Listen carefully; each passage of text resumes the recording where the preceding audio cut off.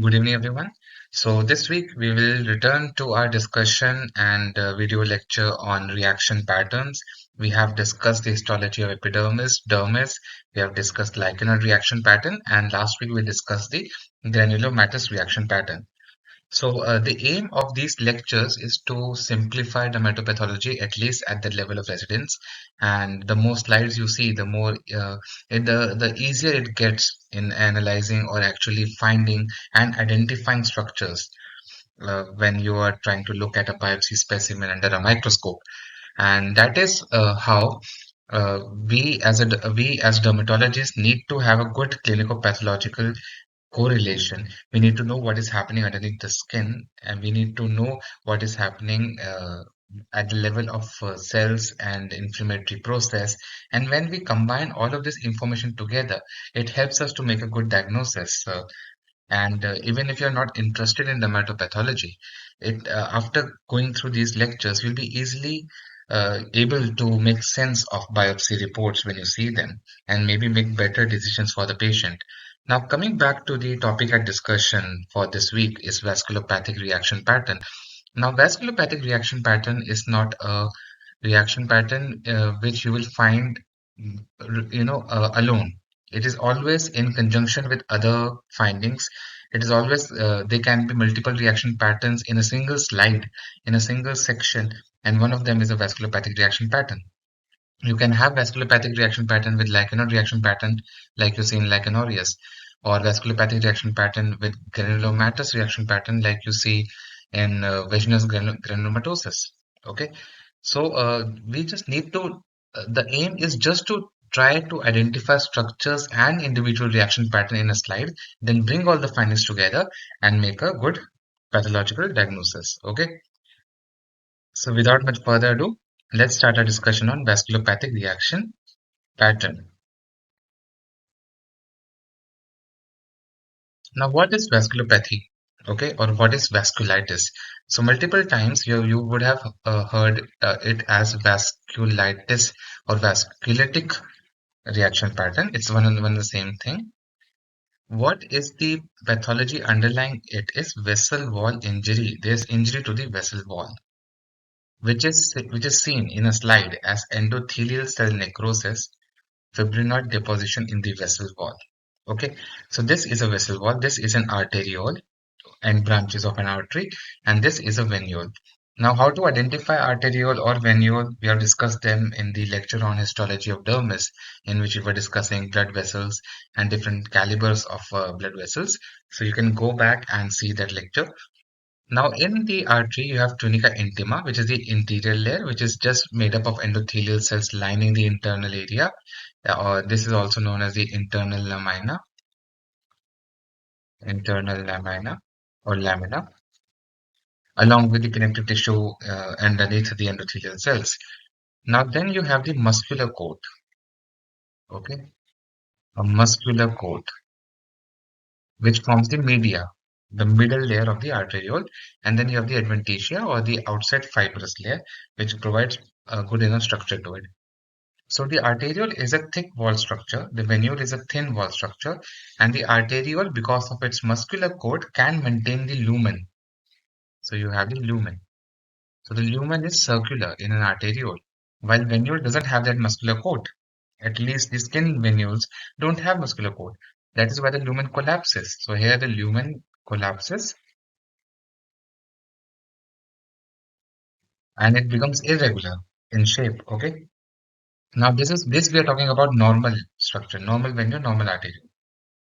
Inside the vessel, you can see neutrophils, lymphocytes, RBCs, other inflammatory cells, and this is a normal finding. You will find these cells inside an arteriole normally also. The problem happens when you find these cells outside the vessel. Okay. If you have a lymphocyte here, let me just change the color. If you have a lymphocyte here, a here, and let's say neutrophils here. Now, why? Okay, how did these inflammatory cells came out of the vessel? They can only come out when the vessel wall is damaged. If there's a damage to the vessel wall, and that damage to the vessel wall is vessel wall injury. Okay, and that is the basic pathology in a vasculopathic reaction pattern. So as the vessel wall is damaged, endothelial cell will undergo necrosis and there will be fibrinoid deposition in the vessel wall. The inflammatory infiltrate will be perivascular, that is around the vessels. Okay, so now we have understood what is perivascular inflammatory infiltrate. Let's move forward. So there is vessel wall damage leading to hyalinization of vessel wall. The vessel wall will be hyalinized. Okay, there will be a fibrinoid deposition, and you will see this as an amorphous pink area, like a pink paste is present there. Okay, there is focal infiltration by inflammatory cells. So in the vessel wall, you will see inflammatory cells. Let's see lymphocytes, and you can see them outside also. Okay, there is PAS positive material deposition in perivascular location. So this is what the PAS positive material is. It could be fibrin, immunoglobulins, or complement proteins. There is RBC extravasation because when the vessel wall is damaged, the RBCs will also come out. Okay, so RBC extravasation and nuclear dust. So what exactly is nuclear dust? You have a neutrophil, okay, multi-lobe neutrophil. When the cell undergoes apoptosis, the remnant of the cells, okay, will look like highly basophilic dark blue particles. And this particles is known as nuclear dust. And there will be sprinkling of this dust, sprinkling of this powdery material around the vessels, inside the vessel, which shows you that neutrophils are undergoing apoptosis. There is neutrophilic apoptosis happening, and that is how the dust is there. So with that background, we'll start our discussion on vasculopathic reaction pattern. So vasculitis, see, there are multiple ways of dividing vasculitis. We have seen I don't remember, I think it's a Chapel Hill classification in which you see the small vasculitis and medium vessel vasculitis and large vessel vasculitis. But pathologically, it's better to divide it into neutrophilic vasculitis, which is acute. We all know that neutrophils are the first cells that come at the site of damage. We can have chronic, which is lymphocytic, because lymphocytes come after some time. And then we have granulomatous. So largely, we can divide vasculitis into three parts: acute neutrophilic, chronic lymphocytic, and the third one being granulomatous. So we'll discuss them one by one and see what are the different types of histological classification of vasculitis. Before we go with individual vasculitis, we will learn about leukocytoclastic vasculitis, because underlying any process of vasculopathic tissue reaction pattern, you have LCV or leukocytoclastic vasculitis. This is the most common form of vasculitis, most commonly involving the lower extremities. It's a common reaction pattern, and 40% of the LCV is caused by either infections or by drugs. Okay. Clinically, it manifests as palpable purpura, but it can manifest as urticaria, vesicle, pustule, or necrotic ulcers. Pathologically, now we're talking about histopath of LCV.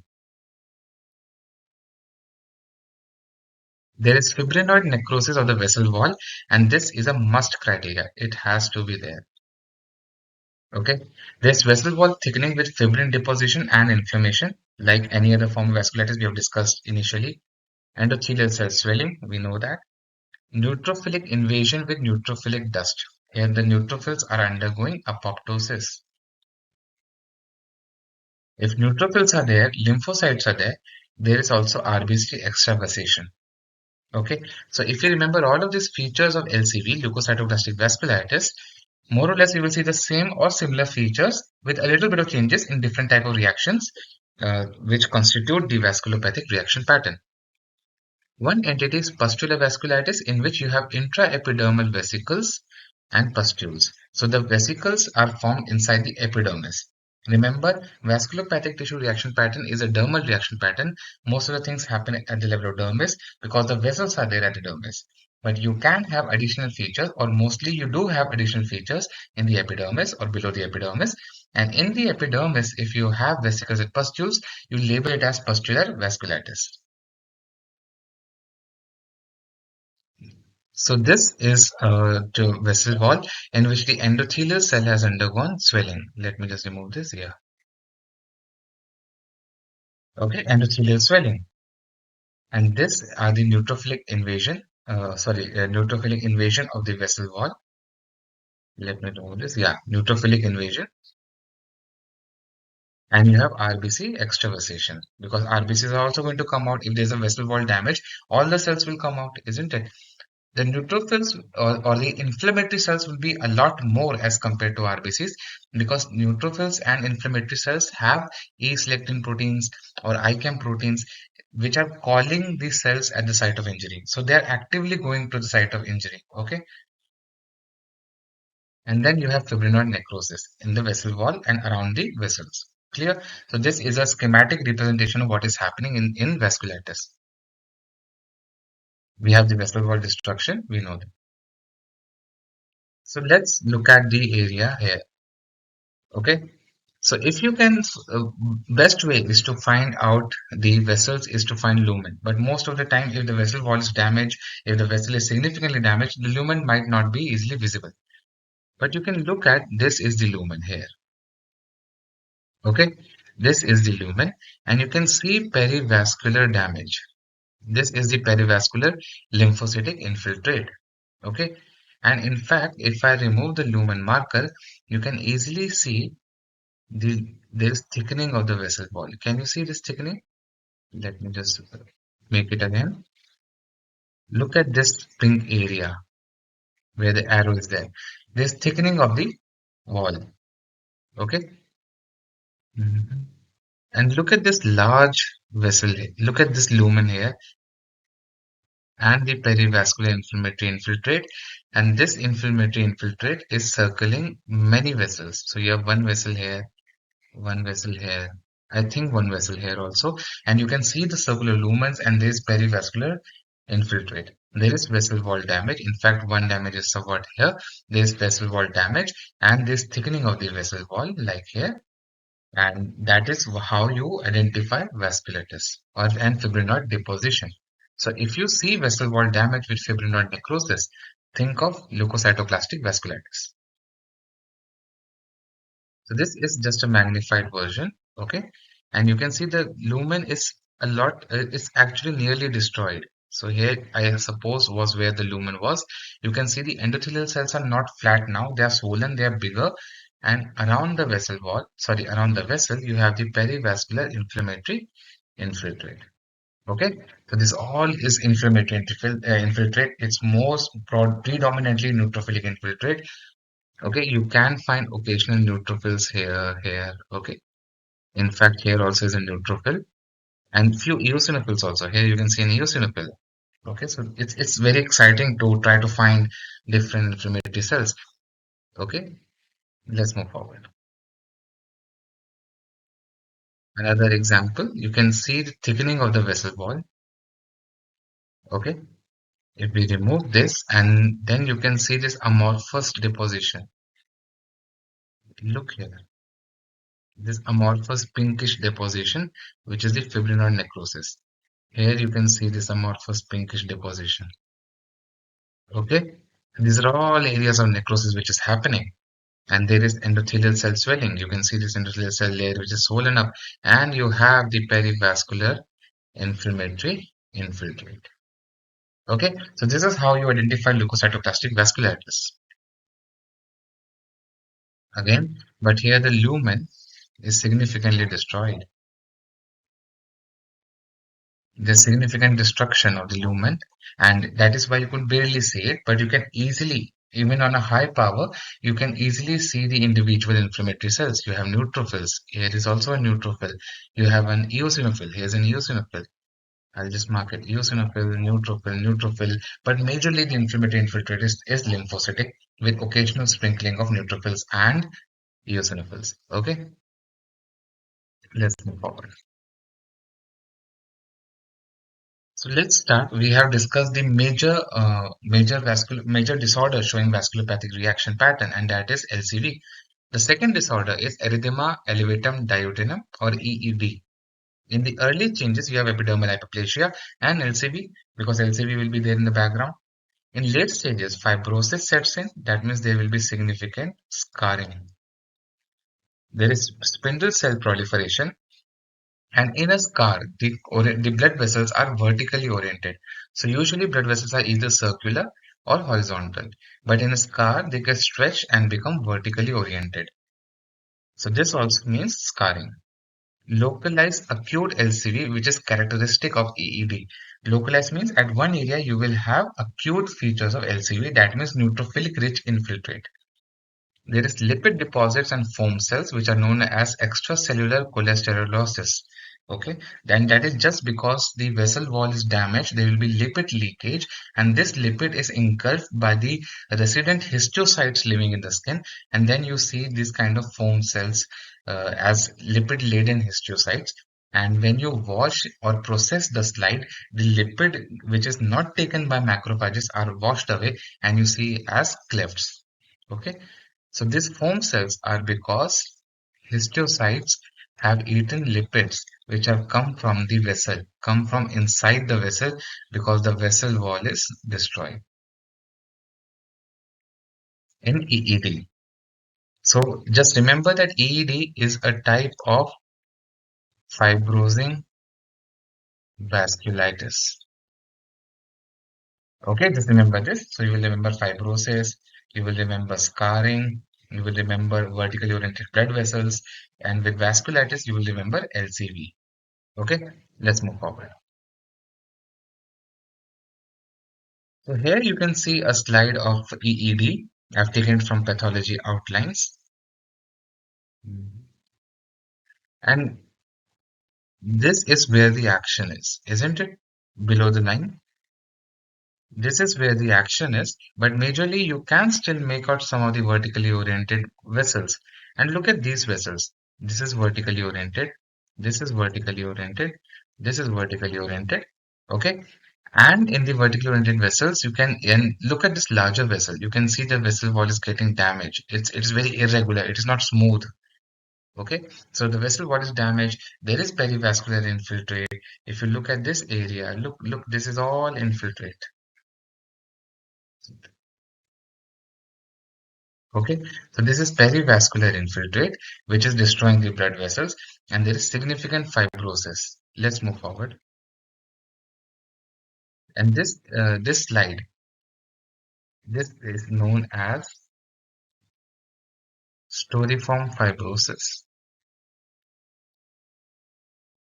This slide is just to show you the significant fibrosis that occurs in a slide of EED. You can see the swollen fibrocytes, it's all fibrin deposition, and that is how we call EED as fibrosing vasculitis, because we can easily see the thickened collagen bundles with very little neutrophilic infiltrate. So when the fibrosis is major and infiltrate is less, we call this as a late stage, isn't it? That's what late EED is. More fibrosis, more scarring, vertically oriented fibers, and less amount of infiltrate. While in the early lesions, we see LCV with significant infiltrate. Okay. If we look at this empty clefts in between, like this is an empty cleft, this is an empty cleft, this is where the lipid was, but the lipid got washed up when the slide was getting processed. Okay. Let's move forward. The third disorder is granuloma faciale. In GF, epidermis is normal, but there's a Grenz zone below the epidermis. Okay, so at the level of papillary dermis and at perifollicular location, there's a Grenz zone. Now, what is a Grenz zone? If this is a biopsy and this is in dermal epidermal junction, the infiltrate will not touch the epidermis. Okay, there will be a little bit area left below the dermoepidermal junction, and this area where there is sparse infiltrate or no infiltrate is known as the Grenz zone. Most popularly, you see Gren zone in leprosy in Hansen's, but there are multiple disorders which can show Gren zone. In GF, Granuloma faciale, there's mixed infiltrate with predominant eosinophils. Okay, so you have most of the infiltrate is made by eosinophils, but there can be neutrophils, lymphohistiocytic infiltrate, plasma cells, giant cells, and this infiltrate extends to lower dermis. Okay, so you can have a pandermal involvement, leaving a little bit of Gren zone at top, but the infiltrate extends to lower dermis, and predominantly you have eosinophils. Fibrinoid degeneration and vessel wall infiltrate is uncommon. So look at this slide of look at this slide of Granuloma faciale, and look, this is the dermoepidermal junction. Okay, so this is a dermoepidermal junction, and below that you can see a very thin layer. Look at this thin layer where the infiltrate is sparse, and this is the Gren zone. Otherwise, you can easily see perivascular infiltrates. These are all infiltrate. If okay, so these are all infiltrates which are there, and you can see that they are bluish. That means predominantly they can be neutrophils or lymphocytes, but the predominant, majorly the cells that you see is eosinophils. But since eosinophil also have a basophilic nucleus, the infiltrate largely appears blue. But when you zoom in, you look at higher magnification, you can easily identify eosinophils. So this is a larger magnification, and then you can start looking at eosinophils. Here's 1, 2, 3, 4, 5. Look at the eosinophilic cytoplasm, the red cytoplasm, and you can easily find multiple eosinophils there. Okay, so you see an eosinophilic, majorly eosinophilic reaction. So here also is one eosinophil. So eosinophils will be predominant in granuloma faciale. Okay, there is fibrosing vasculitis of small vessels. So we're dealing with small vessels. That is why you see them in skin. In skin biopsy at a level of dermis, what you have is essentially small vessels. So we're dealing with small vessel vasculitis as of now. So there's fibrosing vasculitis with storiform fibrosis. Again, the storiform. Now, storiform, you can just remember that the collagen bundles will be like a string.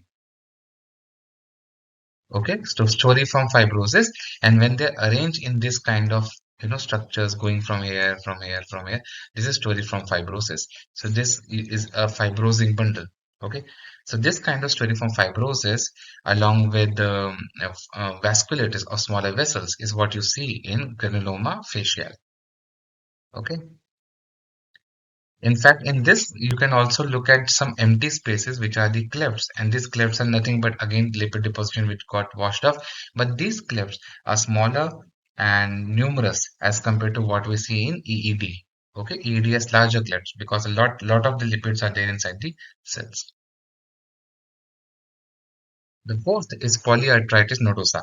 Now, in polyarteritis nodosa, you have the involvement of medium vessels, medium to large vessels, isn't it? So, if you are biopsying a lesion, a cutaneous lesion in a patient who has PAN, you need to have a deep biopsy. Okay, a deep biopsy should include subcutaneous. Why? Because the deeper you go, let's say this is a skin biopsy, epidermis, dermis, you need to go deeper so that the subcutaneous is also included, because the larger vessels are inside the subcutaneous. So since you want to find lesions which are affected by PAN, we need to have large vessel in a biopsy specimen, so that you have to go deeper. You have to take a deep, long biopsy. The perimuscular artery of the subcutis is this destruction of muscle coat. Remember, in the arterioles, we were discussing the muscle coat in the tunica media, or the middle layer of the arteriole, isn't it? So that muscular area is destroyed in polyarteritis nodosa. Okay. There is vessel wall infiltration with neutrophils more than eosinophils and lymphocytes. You can in fact see vessel lumen thrombi. Okay, and vasculitis present at different stages of evolution is very characteristic, because multiple vessels can be involved in different stages. Okay, so you have an arteriole with good amount of muscle tissue in between the layers, and you have the vessel wall thrombi along with neutrophil invasion. We have the muscle wall destruction. So this is a slide which shows you lymphocytic vasculitis. Okay, so here, look at this slide. Look at this area. You have the deeper areas which are getting involved. You can see a thickening of the vessel wall. Okay, the subcutis is at this level, below this level, I should say. You have significant vessel wall damage. So this kind of features you can see in polyarteritis nodosa, deeper vessel wall involvement. Okay, this is a magnified.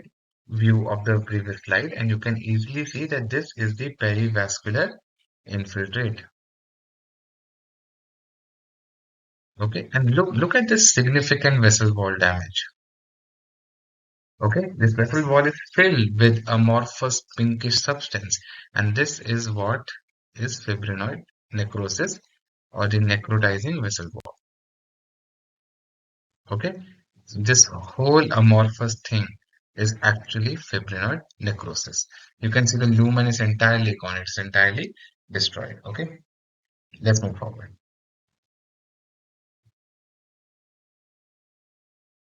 Again, look at this process. Good amount of destruction in the vessel wall.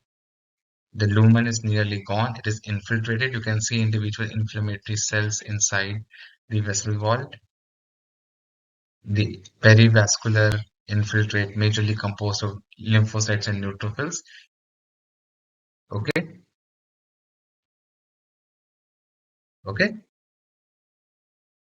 The fifth, if I am not wrong, the fifth disorder is lymphocytic vasculitis. Now, it is same as LCV. The major difference is that you have lymphocytic invasion within vessel wall. So, all the disorders that we were discussing before lymphocytic vasculitis have neutrophils as the invading species of inflammatory cells. You had majorly neutrophilic infiltrate. Okay. Now the inflammatory infiltrate in lymphocytic vasculitis will be lymphocytes. Okay, so we were dealing with acute vasculitis previously. Now we're dealing more of chronic vasculitis. So there is vessel wall damage, there is fibrinoid necrosis, but they are not usually seen. These are not the usual findings. There is endothelial cell swelling, yes. There is lymphocytic invasion within the vessel wall. Okay, so you have lymphocytes this time which are invading, and that leads to a perivascular lymphocytic infiltrate. So around the vessel wall, within the vessel wall, you will have lymphocytes. Again, if there is vessel wall damage, you will have RBC extravasation. Okay, again, perivascular majorly lymphocytic infiltrate. Now, lymphocytic vasculitis have different causes. So we will just remember a few of them. For example, PLEVA, let me change the color. Yeah, PLEVA, lymphomatoid papulosis, okay, pigmented purpuric dermatosis, rickettsial infections, viral infections, gyrate erythema, toxic erythema of pregnancy, IBH, drug eruption. So these are some causes of lymphocytic vasculitis. Let's discuss PLEVA now. Okay, in PLEVA, you have lymphocytic vasculitis, like we mentioned in the last slide. The epidermis shows parakeratosis because we know that clinically we see scales. Okay, so if there are scales, there will be parakeratosis. Prominent spongiosis, occasional blisters are there, and lymphocytic exocytosis. Remember, if an inflammatory infiltrate is there in the dermis and you have spongiosis in the epidermis, then some of the cells will leak inside the spongiotic vesicles. And when they go inside, it will look as lymphocytic exocytosis, lymphocytes present inside the epidermis. There are RBCs within the keratinocytes and they are necrotic keratinocytes. In the dermis, it is predominantly edematous. There is a wedge-shaped perivascular infiltrate till mid-dermis to lower dermis. Okay, so if you have as a skin biopsy, you have the vessel wall, you will have a wedge-shaped infiltrate, like a wedge. So this is a wedge-shaped infiltrate, and the infiltrate extends a bit into the epidermis, and you will see as lymphocyte exocytosis. Clear? There is RBC extravasation, there is vessel wall swelling, and prominent endothelial cell. So remember, PLEVA is lymphocytic vasculitis, a lymphocytic version of vasculitis. Okay, and what are the other features you see in PLEVA? Apart from lymphocytes, you see lymphocyte exocytosis, you see spongiosis, you see parakeratosis because they are scales, and along with lymphocytes, you see RBCs. And when all the inflammatory cells are there, you will have necrotic keratinocytes because what killing the keratinocytes? The inflammatory cells. So if so much inflammation is there at the level of epidermis, you see necrotic keratinocytes. A similar disorder is Pityriasis lichenoid chronica. Here also you have Here also you have lymphocytic vasculitis. The epidermis this time shows focal parakeratosis, not like the confluent parakeratosis or major parakeratosis you see in PLEVA. In PLC, there is focal parakeratosis, there is mild spongiosis, and you have lymphocyte exocytosis. That means it is similar features to PLEVA, but less in intensity. In the dermis, you have perivascular infiltrated middermis to lower dermis, RBC extravasation, vessel wall swelling, and lymphocytic invasion. So same as PLEVA, but the level of intensity is a bit less. Okay. So here you can see that there is significant epidermal spongiosis. So this is spongiotic vesicle. Look at all the empty spaces where these epidermis is absent. Look at this whole focus or spongiosis, and inside the spongiotic vesicles what we are seeing multiple lymphocytes. So this is lymphocyte exocytosis. Okay, so spongiosis with lymphocyte exocytosis, and you can see the vessel wall damage here. You can see vessel wall damage. In fact, here you can see vessel wall damage here. You can see vessel wall damage here. So lymphocytic exocytosis with spongiosis, with vessel wall damage, swelling and degeneration, with predominantly lymphocytic infiltrate going everywhere. Think of PLC and PLEVA. Okay, let's move forward. Now this is a zoomed in or a little bit magnified image, okay? And you can see that these are the vessel lumens. Here, let me change the color. Yeah, see, this is one lumen, this is one lumen. You can see that the vessel walls are getting thickened, vessel wall thickening with perivascular lymphocytic infiltrate. Okay, here also the vessel wall is thickened. You can actually see endothelial cell swelling. Endothelial cell swelling and with perivascular lymphocytic infiltrate. And here you can see lymphocytic exocytosis. Okay, you can see this lymphocytes migrating towards the epidermis. Okay, spongiotic vesicles. In fact, here is a one focus of spongiosis, and the lymphocytes are migrating inside. So, lymphocytic exocytosis. Okay. So, continuing our discussion with lymphocytic vasculitis, the next disorder is pigmented purpuric dermatosis. In PPD, you have papillary dermal involvement. That means involvement is in upper dermis. There's lymphomonocytic infiltrate with perivascular clustering. So if you have again a skin biopsy, the major action is at the level of papillary dermis. So papillary dermal perivascular infiltrate. Fibrinoid necrosis is not seen that much. Okay, because see, look at PPD. PPD, the underlying pathology is capillaritis. That means if there's destruction of capillaries, there will be, and where do we see capillaries in a skin biopsy? At the level of papillary dermis, isn't it? So the major action is at papillary dermis. There's endothelial cell swelling and RBC extravasation. This is important. That is the pathology behind PPD, isn't it? Now these RBCs will get destroyed and form hemosiderin. So hemosiderin is just a degradation product of hemoglobin. It's darker in color, and in a skin biopsy, you will look at dark brown or blackish deposition, and when you change the focus of your slide it will appear to be a bit shiny or refractile. So that is how you differentiate hemosiderin from melanin is not refractile, hemosiderin is. Okay, in lichenoides, which is a type of PPD, you see lichenoid tissue reaction pattern as a predominant reaction pattern. Okay, but you see vascular damage along with lichenoid tissue reaction pattern. So we're going to again discuss this using a schematic diagram of a skin biopsy. We have the dermis here, we have the epidermis, the vessel walls, and the capillaries. So predominantly we see infiltrate, which is at the level of capillaries in the papillary dermis. Along with that, there can be involvement of the upper dermal vessels in the form of perivascular lymphocytic infiltrate. And we will see hemosiderin specks in the upper dermis. Okay, this is because of destruction of the RBCs that have come out of the vessels. So when they die, they leave behind hemosiderin, and that is what we see in a PPT.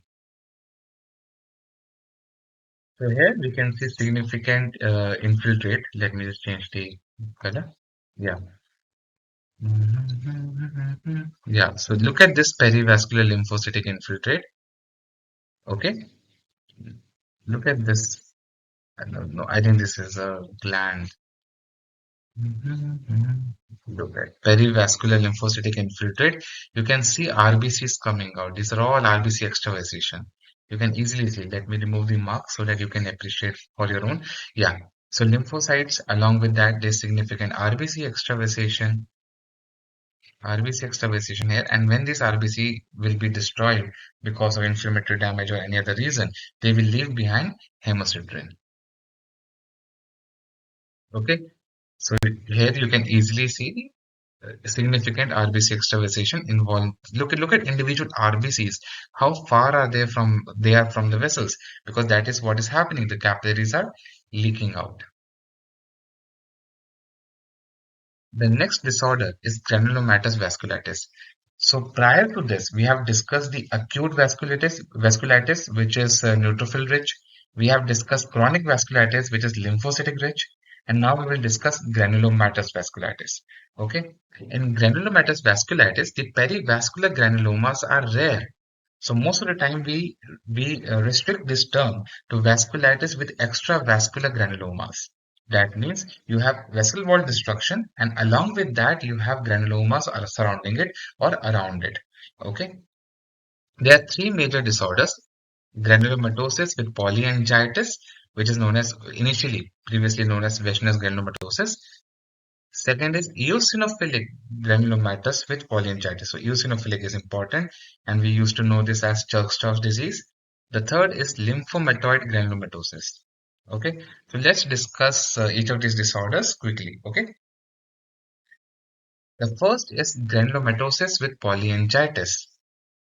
It is characterized by necrotizing vasculitis of small arteries and veins with leukocytoclasia. That means you have leukocytoclastic vasculitis and significant necrosis. You have perivascular granulomas, vessel wall thrombosis, and some non-specific changes which are more common. So whenever you get a biopsy or you biopsy a patient with Weschner's granulomatosis, remember that it is a CPC. You have to correlate clinical findings along with pathological findings. And in pathology, what you will see is perivascular damage. There you will see, sorry, vessel wall damage with severe necrosis with leukocytoclastic vasculitis with perivascular granulomas along with thrombus of the lumen. So you have the vessel, okay. There is RBC extravasation because the vessel wall has been damaged. There is necrosis of the vessel wall. There is thrombus, and then you have the perivascular granulomas. So here in the histopathology, you can see the granuloma formation around the vessels. Okay, look at the granuloma formation on the vessels. You can see significant inflammatory infiltrate centered around the vessels, and in fact, you may be able to appreciate some giant cells in the background. Okay, look at this perivascular infiltrate, this thrombus, fibrinoid necrosis. In fact, fibrinoid necrosis you can very well appreciate here surrounding the vessels. Okay, now this is the magnified version of the same slide, and you can see this extensive fibrinoid necrosis. The lumen is nearly damaged. You don't have the lumen here. Okay, and then look at the level of necrosis and look at the perivascular inflammatory infiltrate. Okay. In eosinophilic granulomatous with polyangiitis, which is also known as jerk straws, okay, you have significant hemorrhage. And if you biopsy that area of hemorrhage, this is clinical hemorrhage. When you take a biopsy from a hemorrhagic area, you see leukocytoclastic vasculitis of small vessels. There is perivascular eosinophilic infiltrate. So remember, nearly all the findings will be same as Weschner's, but you will have more eosinophils in the infiltrate. But if you biopsy a skin nodule, you will see radially arranged histiocytes and multinucleated giant cells with central necrobiosis along with palisading granuloma. So if you want to know what is necrobiosis, you see the previous lecture in the granulomatous infiltrate and sorry, granulomatous tissue reaction pattern, and look at the findings in granuloma annulare. Okay. And you will understand what is necrobiosis. But essentially, it is just destruction of collagen fibers, leaving behind amorphous pink substance. The central area of granulomas or the infiltrate is red because of fibrinoid collagenolisis and eosinophil disintegration. So what we are trying to say is that because of the destruction of the collagen fibers, fibrinoid deposition, destruction of eosinophils, the central area gets red. So again, you have the vessel, you have RBC extravasation because of vessel wall damage, you have the necrosis, perivascular granulomas, and a significant infiltrate, but this time eosinophils are also part of the infiltrate, okay? And you have perivascular granulomas along with it. So the major difference between histopath of Church-Strauss as compared to Wegener's is that Church-Strauss has eosinophils. Now, in the histopathology of Church-Strauss, the infiltrate has more of eosinophils. So here you can see eosinophils, eosinophils, eosinophils. And because of eosinophils, you will see that the infiltrate is much more redder as compared to what you see in Wegener's. Okay, because you have the more eosinophilia because of surrounding eosinophils. In fact, the necrobiosis which is happening around it, the necrosis of the collagen fibers inside the granulomas, makes it look more red. Like we discussed in the last slide, that there is a red center in the granuloma. So it looks a bit redder as compared to what we see in wetness. All I'm marking here are the eosinophils, eosinophilic rich infiltrate. Let's move forward. Lymphomatoid granulomatosis. Now this is a type of angiocentric lymphoma. That means a lymphoma centered around the vessels. So around the vessels you will see atypical lymphocytes with angioinvasive behavior. So the lymphocytes will be atypical. Not your normal garden variety lymphocyte. They will be atypical and there will be angioinvasion. For example, you can see this, the vessel wall is also invaded by the atypical lymphocytes. So it's a type of lymphoma in which the atypical lymphocytes are around the vessels. Okay, let's move forward. So here you can see that there is lymphocytic vasculitis with infiltration of vessel wall. Okay, so if let me just change the color. So these are all vessel-centric infiltrate. Look at this large vessel here, and you have vessel-centric infiltrate. Okay, so these are all zoomed out. Look at this vessel, and surrounding it is an infiltrate. Okay, let's move forward. Temporal arteritis. Okay, in temporal arteritis, you biopsy a tender nodule. Okay, tender nodule is biopsy. It shows features of panarteritis. In panarteritis, that means the entire walls, entire layers of the vessel wall is damaged, the artery is damaged. It starts with internal elastic lamina degeneration. So the internal elastic lamina. So there's a lamina, there's a layer here, which is known as internal elastic lamina. Okay. Then you have the external elastic lamina, which is in between the tunica media and the tunica uh, adventitia. So here you have the external elastic lamina, here you have the internal elastic lamina, and there is significant destruction of IEL. There is fibrinoid thickening or the mediointimal scarring. That means there will be scarring of the medial layer, this layer. Okay. Macrophages form Langerhans type giant cell and foreign body giant cell. There is lymphocytic and plasma cell infiltration, and in late stages it shows fibrosis. So just to summarize, in temporal arteritis, what you have is severe destruction of all the layers of vessel wall, but there is significant and initially at the starting time there is destruction of internal elastic lamina. The macrophages come out and they form giant cells, predominantly Langerhans type giant cells and then foreign body type giant cells, and you have plasma cells inside the infiltration. So you have RBC extravasation, you have the fibrinoid thickening and necrosis, and you have lymphocytes and plasma cell infiltrate. You also have macrophages, and macrophages are now forming Langerhans type giant cells and foreign body type giant cells. So this is what you see in temporal arteritis. Remember, wherever there is granuloma formation, you will have giant cells. So we are dealing with granulomatous vasculitis. Here also a giant artery at the level of subcutis. Okay, the subcutis starts from here. This line is the subcutis junction. And giant cell with significant thickening, significant perivascular infiltrate, the lumen is nearly gone. There's destruction of nearly all layers are thickened and destroyed. So this is a biopsy of a medium caliber artery. Okay, so a temporal artery. And in this temporal artery, you can actually see giant cells if you look at low power. So here you have giant cells in the infiltrate. Don't worry, we'll see a zoomed out picture to find out those giant cells. But look at this vessel wall thickening. And this thickening is majorly because of this necrosis which is happening. Okay, so this all muscular coat is undergoing necrosis and getting thickened. Okay, and there is inflammatory focus here. There's large inflammatory focus here. And these are the giant cells that I was talking about. Okay, these are Langerhans type giant cells. Look at this giant cell. Okay, so you can easily find out significant giant cells.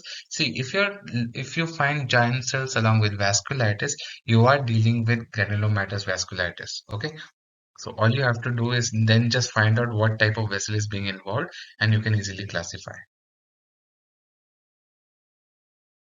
The next disorder is Livedoid Vasculopathy. Now we were discussing vasculitis before. Now we are going to vasculopathy. In vasculopathy, you will have significant involvement in the form of thrombus formation and occlusion of the lumen.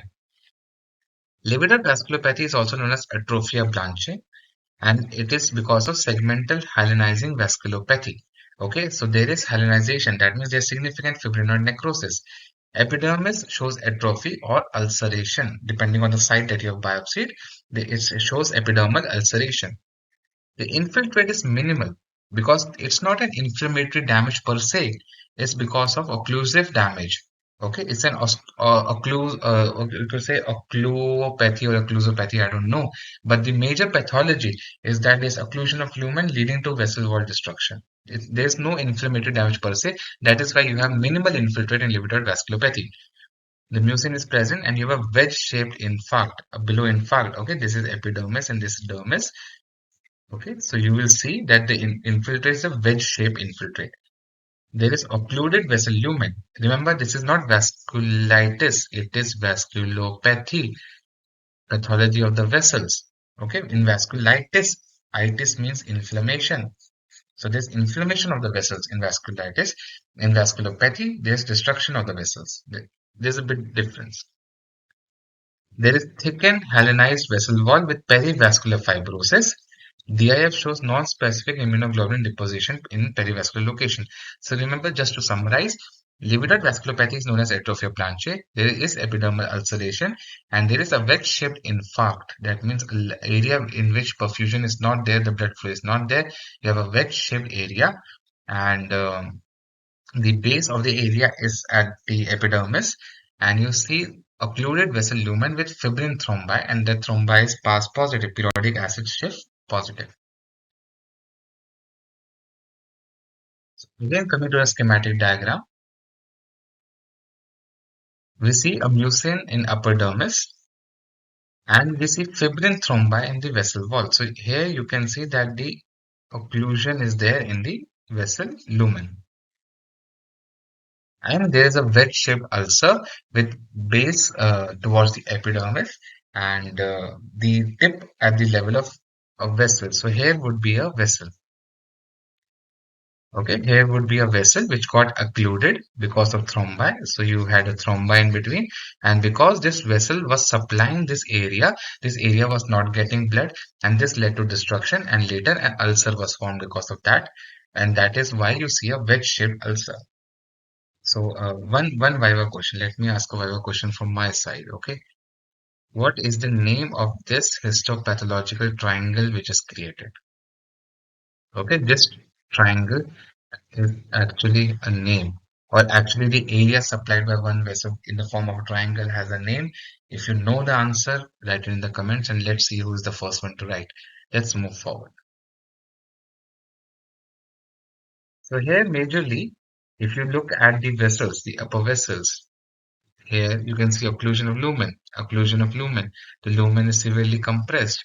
Okay, there is damage, but look at what is the striking feature different from the slides that we have seen earlier. The level of infiltrate is very less. Can you see only minimal infiltrate around the vessels? Minimum infiltrate. Okay, but look at the epidermal destruction here. Okay, look at the epidermal destruction here. Why is that destruction happening? Because of infarct. The blood is not able to flow properly, and that has led to epidermal ulceration. Okay, and here also you can see in livedoid vasculopathy, you can have fibrinoid necrosis and fibrin thrombi in the lumen. So these are all lumen which have been occluded by thrombi, all the lumens which have been occluded by thrombi, leading to vessel wall damages. But again, the striking feature is the minimum quantity of infiltrate. You can only see occasional inflammatory cells. The inflammatory cells are largely absent. Okay. So here we can see that this is a vessel. You can see RBC, you can see neutrophils. Okay, this is a vessel, or actually the lumen is so small, I would say a capillary, but you can see the fibrosis in the background. There's significant fibrosis. How to identify fibrosis? You won't see cells there. Okay, look at this area. No cell is there present. Okay, no cell is there. Look at this area, no cell. So these are all fibrinoid necrosis, fibrosis. This one looks more like a necrosis. This is much more well-defined fibrosis. And look at the extravasation of RBCs. A little bit of infiltrate. You can see neutrophil here and there, lymphocytes here and there. So in contrast to the previous slides when we were discussing vasculitis, we see the infiltrate has lowered down. It has become a bit sparse, but the destruction is still there. And that is what points you that you're looking at a vasculopathy, not a vasculitis. Now, occlusive vasculopathy is seen in livedoid vasculopathy, which we have discussed. DIC, disseminated intravascular coagulation, in which also you have occlusion by a thrombi. Thrombotic thrombocytopenic purpura, purpura fulminans, antiphospholipid syndrome, Sneddon syndrome, Dego's disease. These are some examples of occlusive vasculopathy where the lumen has been occluded. Let's discuss nodular vasculitis now. In nodular vasculitis, we call it as nodular because clinically it presents as nodules. Okay, so clinically it presents as nodules and their histopathologically is vasculitis. Here the vasculitis is in deep-seated medium-sized vessels, mostly in the subcutis or surrounding the subcutis, and there is lobular paniculitis. The epidermis may or may not have ulceration. In mid and lower dermis, there is endothelial swelling of the vessel walls, there is thickening of the vessel walls, there is fibrinoid deposition, there is polymorphonucleolymphocyte infiltrate extending to subcutis with and without granuloma. So if we summarize nodular vasculitis, okay, in nodular vasculitis, the vasculitis is there in the deep-seated medium-sized vessel along with lobular paniculitis. Just remember this line. This line is important. Epidermis may or may not have ulceration, and the mid and lower dermal vessels show typical sign of vasculitis, including granuloma formation, which may or may not be there. So this is a slide of vasculitis which I've taken from Mackey's Dermatopathology, and you can see that this is the inflammatory infiltrate, inflammatory infiltrate, inflammatory infiltrate, but there's also involvement of the subcutis lobule. Okay, this is a lobule in the subcutis. In fact, this also is a lobule. And in between the lobule, you can see inflammatory infiltrate because there is lobular inflammation. And this lobular inflammation is what is known as lobular paniculitis. Okay, so if you see involvement of medium-sized vessels in the form of perivascular infiltrate and the involvement of lobular infiltrate, you label it as nodular vasculitis. So here also you can see this is I think the same slide, and you can see the involvement of the lobules in the subcutis now. So this is subcutis. Look at the empty space. This is all fat layer. Okay, so this is junction of deep dermis and subcutis. Let me just change the pen. Okay, so here is the subcutis, and here is the deep dermis, and you can easily see involvement of the medium vessels. So this is all vessel lumen. These are all vessel lumen.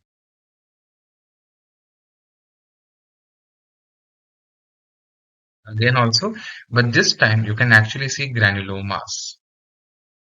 Look at this granuloma. Look at these associated giant cells. These are all giant cells, and in around them are the granulomas. So as I said, that you can or cannot have granulomas, may or may not be present, but here you can easily see those giant cells and those granulomas. I'm going to remove the marking so that you can appreciate the giant cells and granulomas. Okay, let's move forward. So with that, we finish our discussion on vasculopathic reaction pattern, and the two books that I always recommend are the IADVL textbook of Dermatopathology and the Fundamentals of Pathology of Skin. Good book for at beginner level. You can start by reading those, and if you find them interesting, you go to Weedon's or Levers. But all remember, you must look at slides. So these are the further reading, but I would really recommend that you should go to Pathology Outlines. Okay, it's because they have a very huge resource of pathological slides, and you can actually go through them and look at the features which they have highlighted and have a better understanding how to diagnose skin biopsies.